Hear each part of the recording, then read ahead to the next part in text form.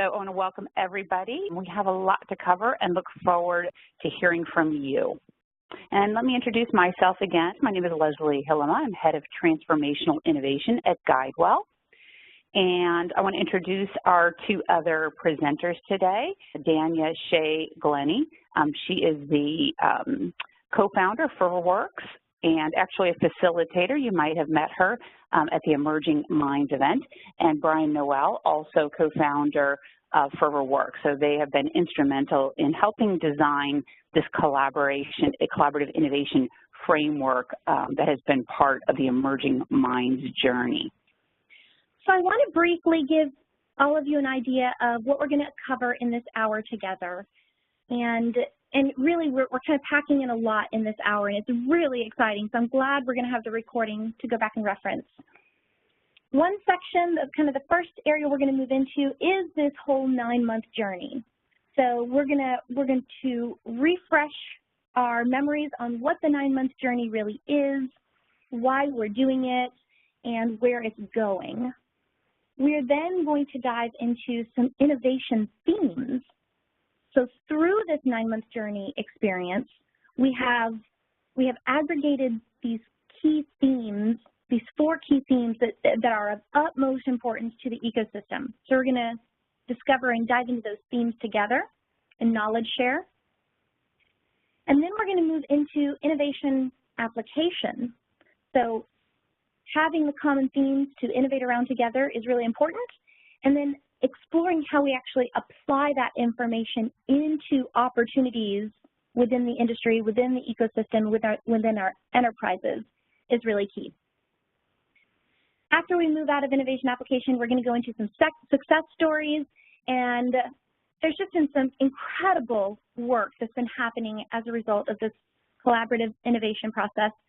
And we're going to hear 4 specific success stories from our guest panelists today, which you'll meet in a little bit in the webinar. And then at the very end, I will also share a way for everyone on the webinar and in the ecosystem to contribute your own success stories for consideration in a kind of a final impact report that we're going to talk some more about as well. So everyone's been doing some really great work, and we want to make sure everything is considered for aggregation in this fantastic 9-month journey we're on.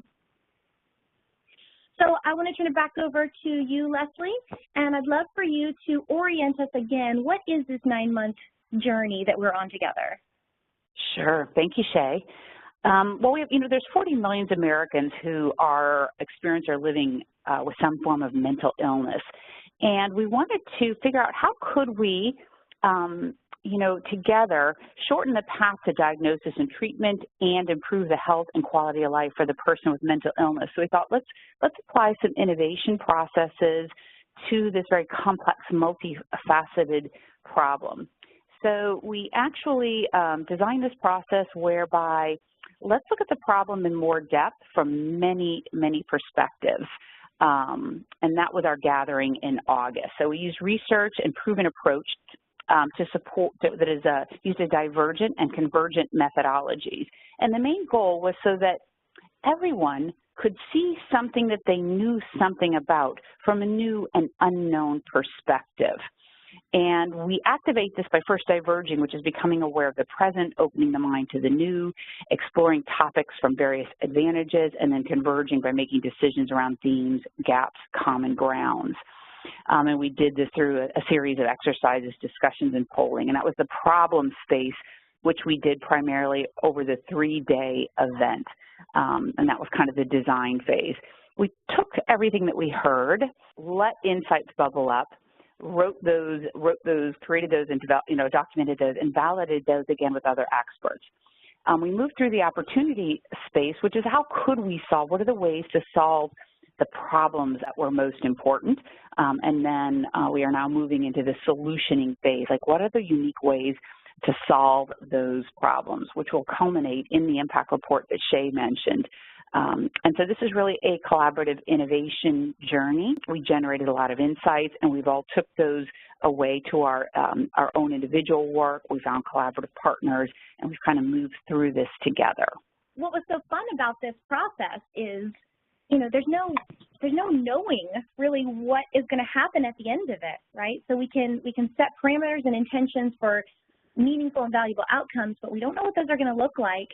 And really, rather than kind of one centrally organized, massive bottleneck project, in the solutioning phase of the 9-month journey, it's turned out that there's a lot of smaller and independent initiatives that actually are sharing a lot of these key themes and very synergistic in nature that resulted from this whole kind of collaborative innovation journey together.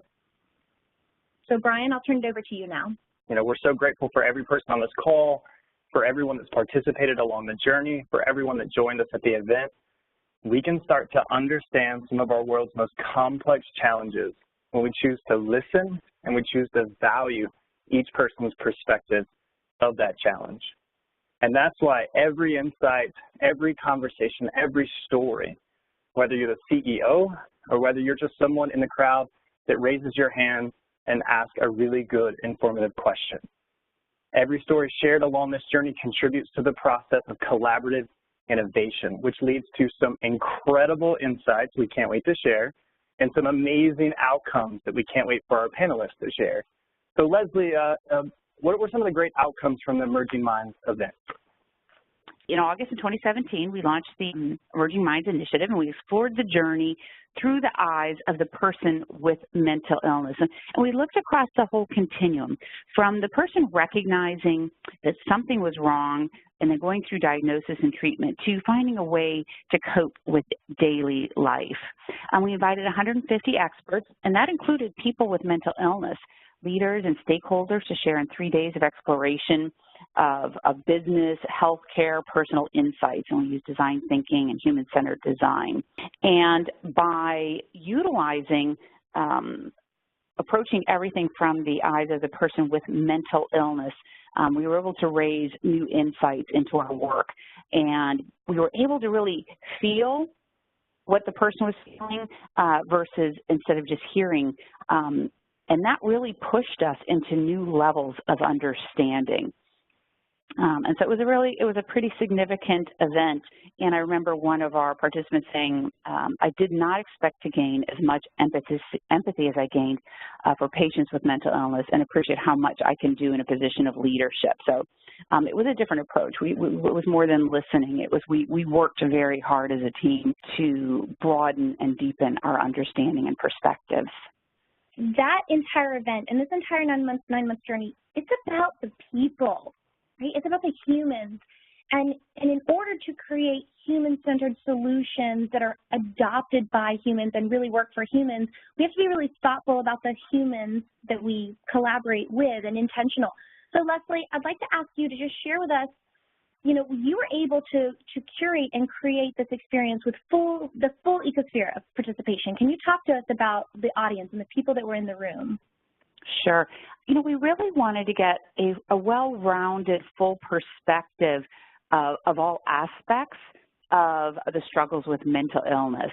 And so we made sure we had a kind of a balanced ecosphere of participants to share their perspective.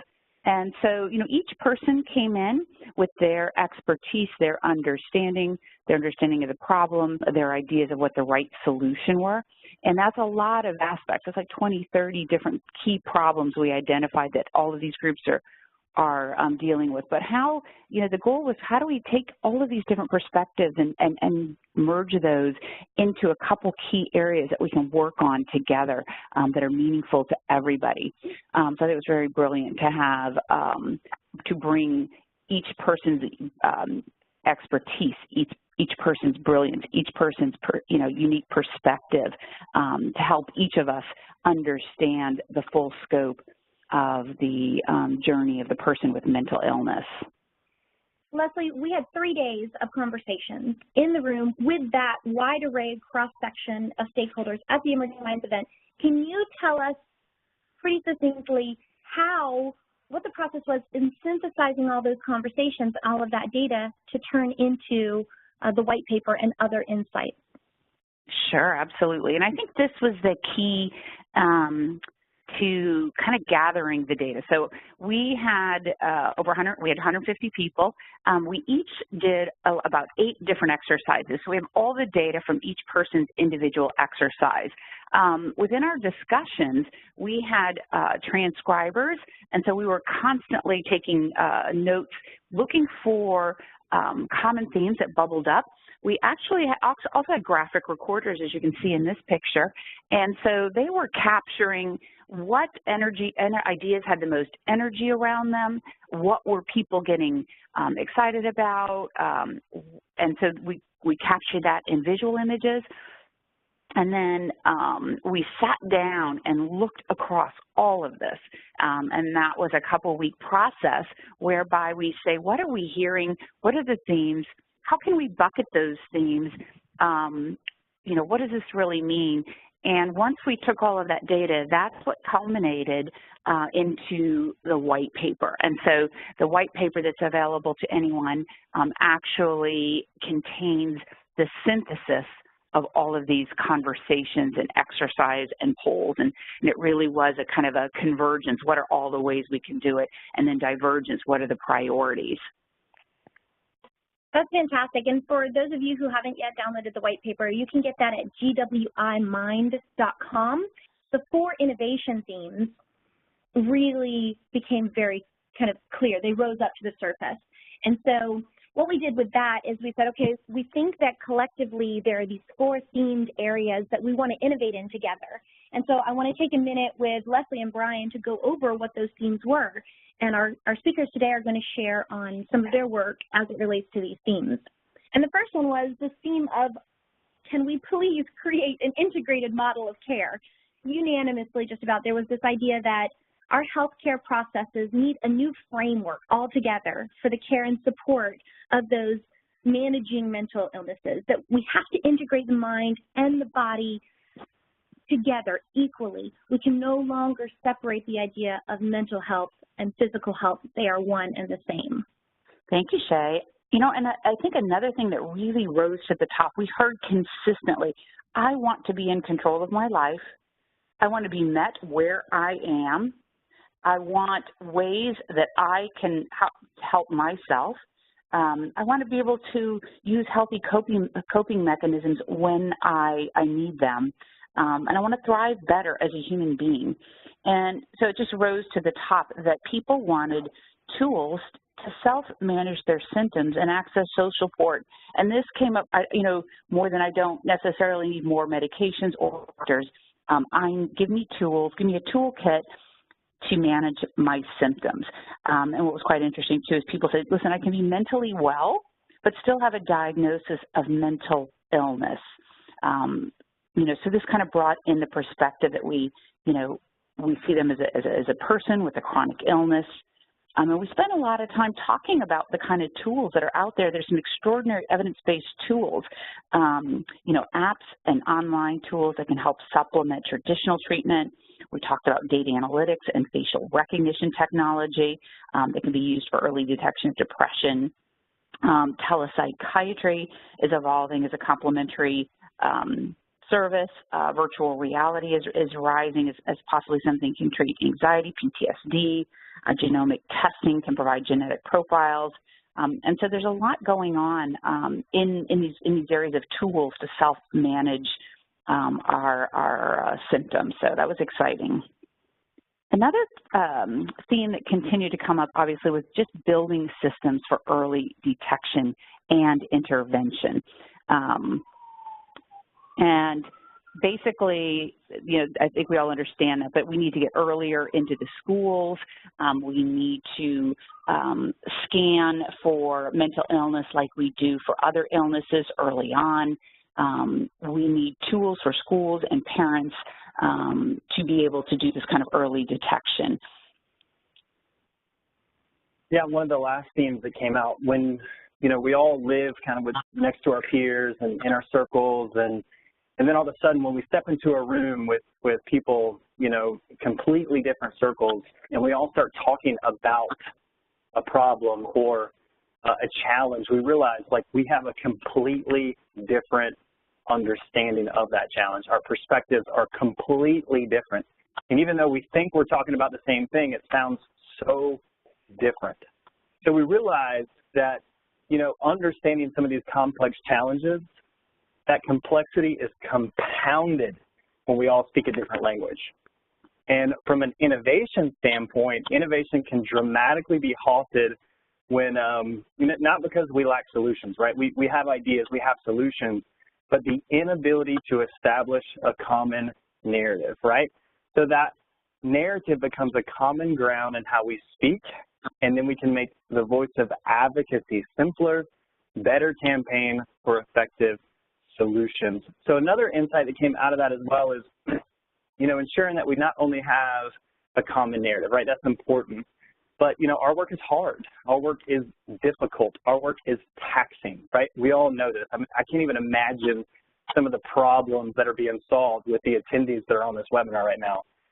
But it's this idea that we can teach ourselves to really lace this common narrative with positive language. And I think we discovered that the positive language it's an outwardly it outwardly represents this inward hope, right? Which is what we're all desperate for. And so I think we heard over and over again when we heard so many different perspectives that if we had a common narrative and we used positive, we really worked hard, because sometimes we have to work hard to do so, but we learned if we work hard to have a positive language, then we all started uniting in that idea or in that solution and moving forward. It was a really cool insight and theme that came out of this. And we found that positive language could be blended into any of the 3 themes above. It can be a part of whatever we do. And one thing around the positive language is that, hope needs to be attached to mental illness, such as it is in cancer today. We heard that constantly, that, hope that you can receive treatment, manage your symptoms, survive and thrive. We see success stories around cancer, and we need those kind of hopeful success stories around mental illness as part of this. We had all this big information, like Leslie said, this big divergent thinking, and then we converged our thinking and converged the data, and we came up with those 4 innovation themes. So then the next phase in the journey was, how do we apply those themes? How do we apply those insights into some true opportunity areas? And so most of you, I think everyone on this call probably has gone forth and you've done incredible work, and I want to hear about that work. I want you to submit that. I'll give you information on how to share that at the end, but let's go ahead and hear how some others are maximizing the opportunities that have arisen from getting clarity around these themes and from the immersion experience we shared together. So to start off with, I want to welcome Christine Rohan. She is the Managing Director of Innovation at Blue Cross Blue Shield Association, and she's going to share with us for about 3 or 4 minutes on what her experience has been, how she's been relating to the insights, and some exciting projects that are a result. Welcome, Christine. Thanks, Shay. Good afternoon, everyone. Thanks for giving me the opportunity to share my action plan. My team and I at the Blue Cross Blue Shield Association work with Blue Cross Blue Shield plans like GuideWell to accelerate innovations across the system. Our goal is to improve outcomes, increase access, and reduce the total cost of care for Blue Cross Blue Shield members. I left the GuideWell Emerging Minds event last August, committed to execute on at least one of the 4 themes that came out of that impactful event. I discussed those themes with the behavioral health leaders at our December Innovation Workgroup meeting, of which Rena Pandey, who will speak to you next, was our keynote. And we agreed to support a couple of different collaborative efforts in 2018.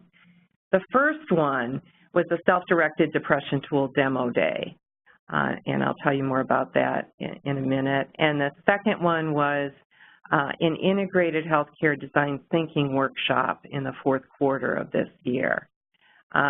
Why did we focus our tools on depression? We just come out with a report via our Blue Cross Blue Shield Health Index, depression being the #2 impact on the health care of all Americans. Second of all, we've been looking at employer priorities, and the National Business Group on Health in August as well had just published a survey of large employers, And 2 of the 4 initiatives that employers were investing in a big way in 2018 were self-directed tools for cognitive behavioral therapy as well as self-help and education. And plus, depression affects 7% of our Blue Cross Blue Shield members. So with all of those 3 things coming together, we said, hey, we love this idea of self-directed tools, and it does also play into I guess, the themes of early intervention and stigma that we talked about earlier as well. I'm pleased to report that last week, the Blue Cross Blue Shield Association did host a self-directed depression tool demo day here in Chicago, showcasing 16 suppliers to 15 Blue Cross Blue Shield plans, the Federal Employee Program, which we manage, and the Consortium of Health Plans, which works with a number of our Blue Cross Blue Shield plans as well. I do want to note, because there were a couple of the vendors that were attending the Emerging Minds event, they may or may not be on the line, and there were other vendors that were already in progress with a number of our Blue Cross Blue Shield plans, like Able2, that we didn't feel we wanted to disclose new opportunities for plans to participate. So this just adds to the efforts that we already had underway. These demo days we host a couple of times a year, and they're forums for plans to learn more about companies who are operationalizing solutions, in this case, providing self-management resources and tools to individuals with the depression diagnosis, or in some cases, there was some predictive capability. So when you talk about early intervention, do these tools allow for predicting risk for depression, and so can we address it more quickly? The event's objective is to build awareness of market innovations, showcase investment opportunities, and accelerate cross-plan collaboration. So it's a very exciting, we use kind of a speed dating format, which the plans love, because not all 16 will apply, and the plans have unique approaches to the problems. But the idea is, how do we approach this together for the good of the members? We curated, and this was discussed a bit earlier by Leslie, there's 10,000 depression apps out there in the market. My team curated that down with the help of a plan steering committee down to 16 applications using criteria like a multi-platform, backed by evidence-based research, having interactive programs. So those 16 vendors then had a forum with the plans, and the plans found many of their solutions very attractive. The event keynote, you'll be pleased to know, was the VP of Development at the Depression and Bipolar Alliance, a patient advocacy group. And the keynote encouraged the plans to consider patient choice as an element of the treatment plan development, which I think was a great message to the payers who were present. The plans came away with a list of vendors that they'll be following up with independently, but will also ask us at the association to host monthly webinars where they would be comparing action plans, sharing best practices, and engaging in collaboration opportunities with other plans and accelerating the deployment of these self-directed depression tools across the system. Just to give you an idea, they're likely to pilot these solutions in certain areas, share their pilot results with each other, and this could lead to incorporating these solutions into their benefit design or offering them as an upsell to their various employer groups. Some of the plans may even choose to invest in the vendors and then shape their solutions going forward. So very exciting opportunity for us as a Blue Cross Blue Shield system, the largest payer collectively in the U.S. market, representing 106 million members. And we're beginning the process for our integrated healthcare design thinking session in the fourth quarter of this year. So thank you for the opportunity. Oh my goodness, I'm sorry, I'm just bursting with excitement, Christine, on what you were working on.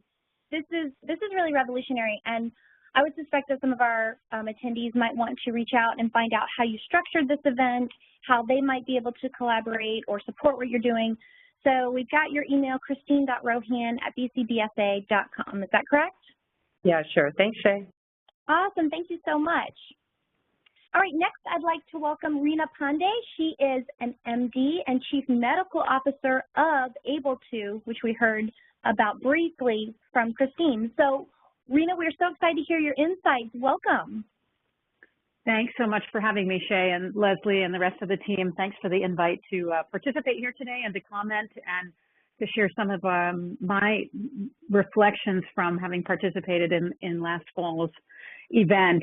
As Shay mentioned, I am Chief Medical Officer at Able2, a doctor, a physician by background, actually a cardiologist. So I came to this work not from mental health, believe it or not, but it became so clear in my day-to-day clinical practice, the degree to which behavioral health was a major barrier, and I would call it a foundational comorbidity alongside many other medical issues that my patients were facing and other patients were facing. And it became very clear that the system was not working sufficiently well, even at a academic medical facility, to address the needs of those patients. And that was what inspired me to jump from academic medicine over to the entrepreneurial side to help tackle this problem. The first observation from the event last fall and from my work, and you'll hear it in the way I think about being a cardiologist coming to mental health, is really that health is health, the end. We have spent way too much time siloing mental health, siloing physical health, and as you heard earlier, a real theme that emerged from this work and the work of others is that we really have to focus on integrating mental and physical health as a critical kind of foundational pillar of our work. At Able2, that is what we do, so it resonates very strongly for me and for our work. We're a technology-enabled behavioral health care provider, and our focus really is on those patients who sit in that middle sweet spot at the where mental health and physical health collide. And if you don't tackle one, you can't really tackle the other. So that was it was wonderful to see that theme really emerge strongly as part of the work done at the event in August last year. The second theme that I was reminded of, but sort of have seen it all along, but really was reminded of, was that care really is a continuum, and that I think many of us tend to focus on one piece of the puzzle or another, and need to really see the entirety of the puzzle. And for a patient, it is about ensuring that for them, we develop better solutions to identify people who are in need, reach out that hand to engage them in the right way at the right time, assess them quickly and efficiently, and get them to the right treatment for them. And then ultimately provide them with that ongoing support and the coping skills that will allow them to live with their mental health issues and support the needs that they may have.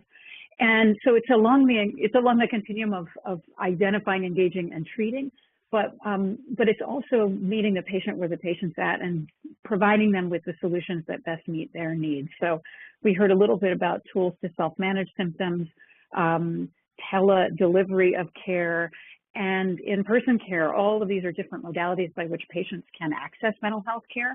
And I think the key for us as a system is really to provide a suite of solutions to meet patients where they're at, so that they're able to engage in the way that serves them best, so that they can get the treatment that they need. The last thing I'll comment on is, this was a special component of this event in the fall. We were all, as many of you will remember, asked to take on a persona of a person living with mental illness. I'm a physician. I have been in and around patients who have needs all my life. And this was really impactful for me to have to flip my role and to see it through the lens of the patient, of the person who was living with this challenge. And that was so impactful. In the end, we can't lose sight of the fact that everything we do is about real people with real challenges who need real help. And it's immensely important for us to have that level of empathy and the viewpoint from their site, their vantage point, to think about how they feel and to ensure that we're building solutions that meet their needs. In the end, they're real people and they need real solutions. So I'll stop there. Well, actually, I'll make one more comment, which is, in the end, and this came through the other folks' comments, we need to make sure that we're thinking about quality and proof and real outcomes.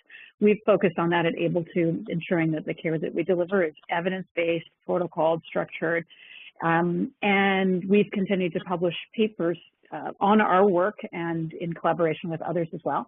If anyone is interested, I'll just highlight, we had a paper published just this past month in psychiatric services, highlighting the innovation that we're doing in a section of their journal called Promoting High Value Mental Health Care. Happy to share that article and some of our other work too. And again, Shay and Leslie and others, thank you so much for the invitation last fall and for being able to participate in this with you today. Rena, thank you. I feel so much hope with you being, on the forefront there as a doctor, leading the way, and your awakening and your perspective taking fills me with a lot of hope, and I'm sure it does a lot of others. If you'd like to, you can post the link to the white paper in the chat box to all participants. And then also, if anyone wants to reach out to you directly, if for some reason it can't go through the chat, then it looks like you guys can email her at rena.pandey@able2.com. Thank you so much, Rena. Thanks. All right, next I'd like to welcome Susan Moore-Vossler of Moore Consulting. Susan just we probably spent, 20, 30, 40 minutes on the phone together. We got so excited. And so somehow, Susan, I know we're going to keep it down to 5 minutes, but I want to welcome you and thank you for bringing your passion and insights today.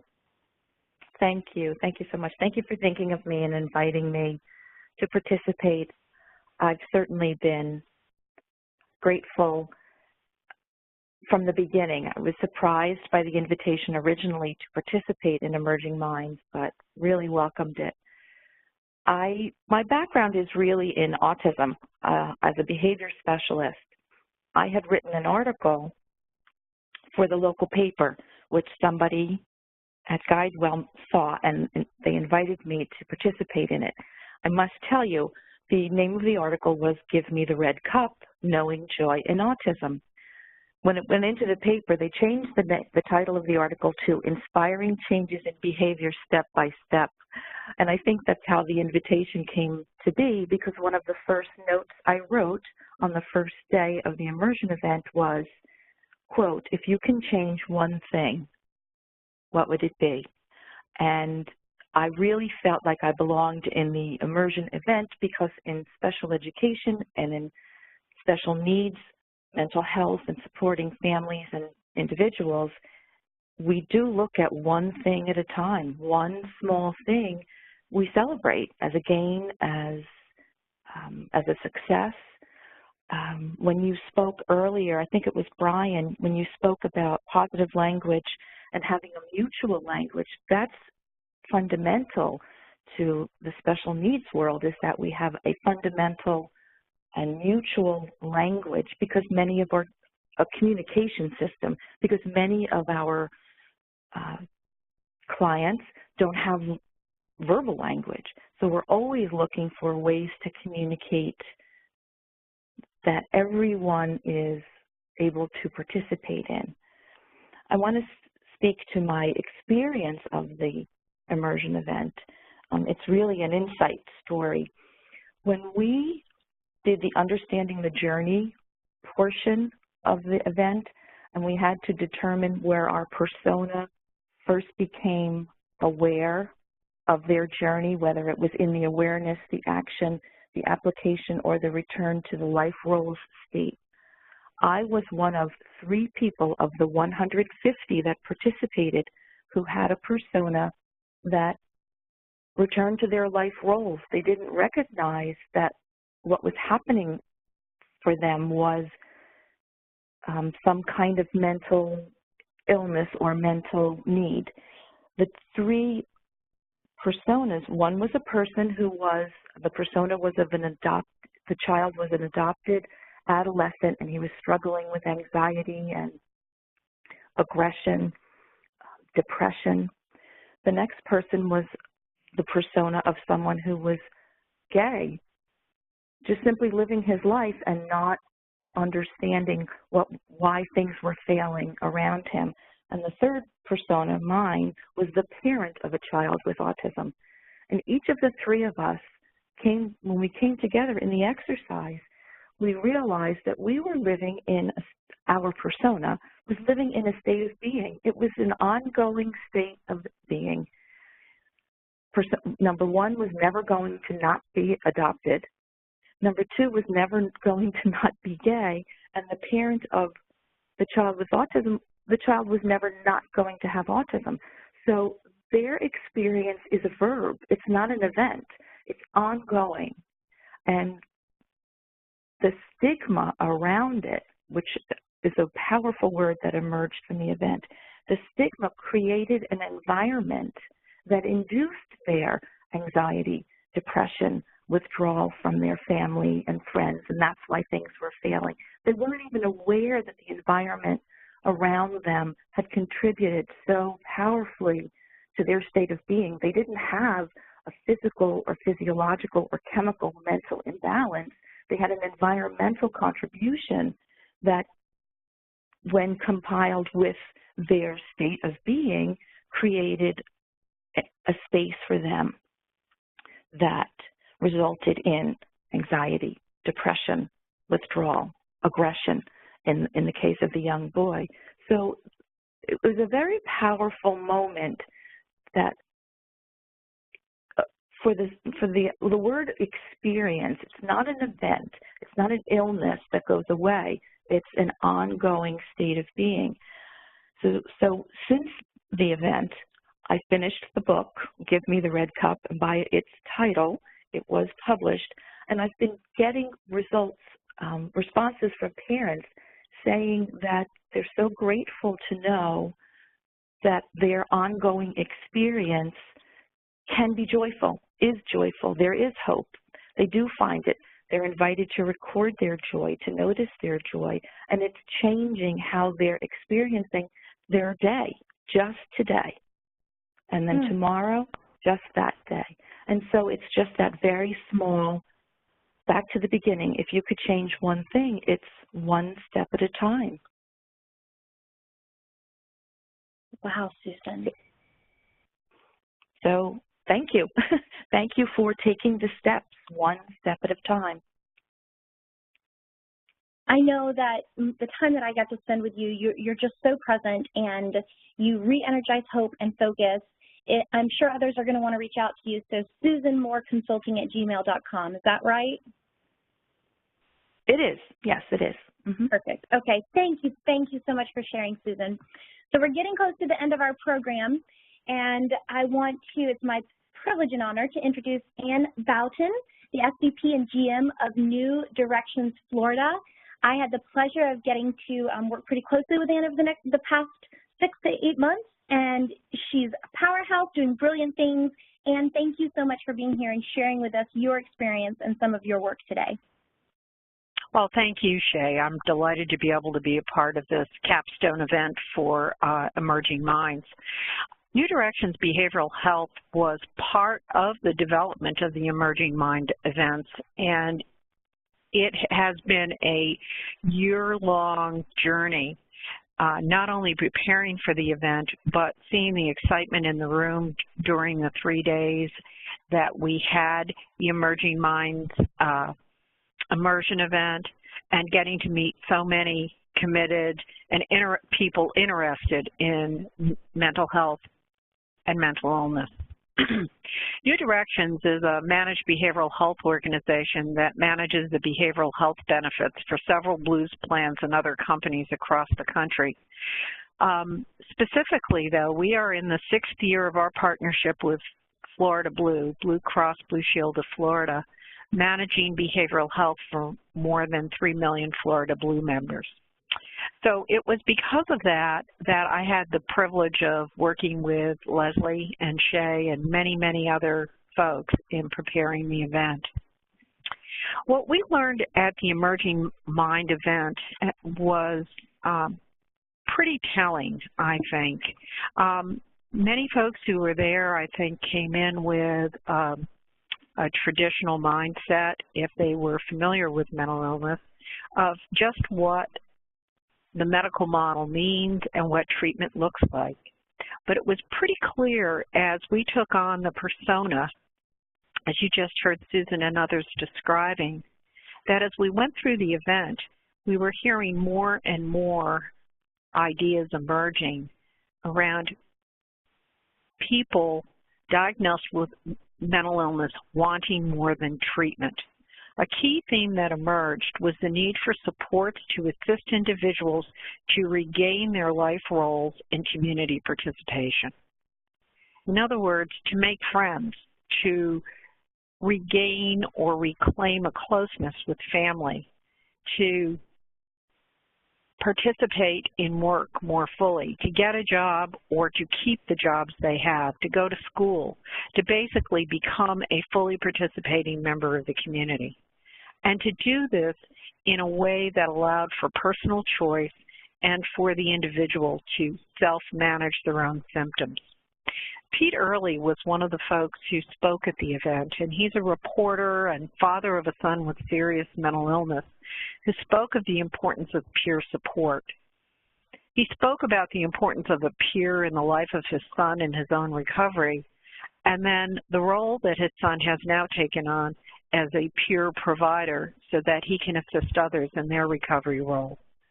It's part of the move toward a recovery-oriented system of care as opposed to a treatment-oriented system of care. And the peer provider services are designed to be less stigmatizing and more welcoming to empower people and provide them with key support as they work through the management of their symptoms and reclamation of life role. So what is a peer provider? What are we really talking about? Is it just a friend? Well, the answer is no. The Substance Abuse and Mental Health Services Administration defines a peer provider as a person who uses his or her lived experience of recovery from mental illness and or addiction, plus skills learned in formal training to deliver services in behavioral health settings to promote mind-body recovery and resilience. So the peer programs are very much focused on not only recovery, but the mind-body connection and providing folks with essentially a role model, someone who's been through it and can share that experience with others.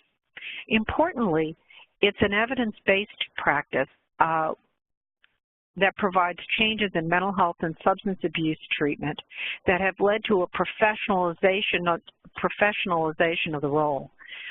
There is formalized training and there is certification of peers who work in the field. So what do peer providers really do? Well, they work in a number of roles in a variety of settings, including peer-run and operated recovery organizations and traditional care settings, such as mental health outpatient clinics. And substance use disorder treatment and recovery settings, psychiatric hospitals, and even emergency rooms. And this is where our innovation comes in. New Directions is working with Florida Blue to introduce peer services on a pilot basis to the commercial insurance world. New Directions and Florida Blue are working on a pilot program that would bring peers into the emergency room to work with folks who come in, potentially are not admitted, but who need some support to bridge them to their aftercare visit and to support them through that first period of transition. New Directions is also working with Florida Blue at how peer providers can be used in other mental health outpatient settings to support people in their recovery journey. New Directions is already doing this in other states and is looking for the opportunity to bring this to Florida. This is going to help people diagnosed with mental illness to meet people where they are at and support them to shape their own path towards recovery. It's all pretty exciting and innovative, and we're pleased to have been a part of the GuideWell Innovations process. Thanks, Shay. The true heroes are every single one of you, as Susan said, who contribute your small steps collectively make a big impact. So I want to invite you to continue to contribute to the journey. You can download the white paper at gwimind.com. Also at gwimind.com, this is where you can submit your success stories. You can share the little steps, the big steps. You can share the aha moments or just the way that maybe you were revitalized or reinvigorated along this journey that we're doing collectively together. And you will, any submissions from there will be considered for aggregation and collection into kind of the final celebration of completing this 9-month journey together, of an impact report that will have stories from the ecosystem and the community and kind of summarize what this journey has been for the ecosystem. I unfortunately don't think we have time for questions. I'm so sorry, but you guys with questions, email the presenters, email back to us, Guidewell, what your questions are. We would love to interact with you. And thank you all for sticking with us through this hour and sharing the journey. Have a fantastic rest of your week. Thank you, everybody.